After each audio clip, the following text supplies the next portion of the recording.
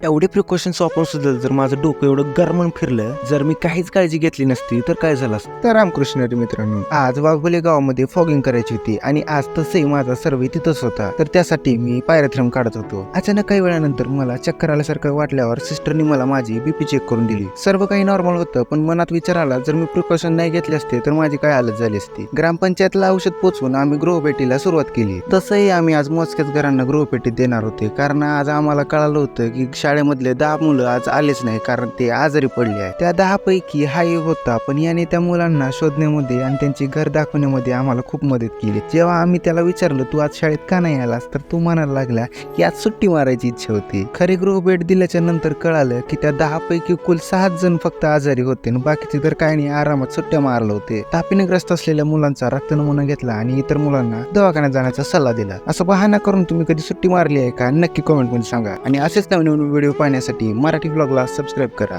Ramakrishna Hari.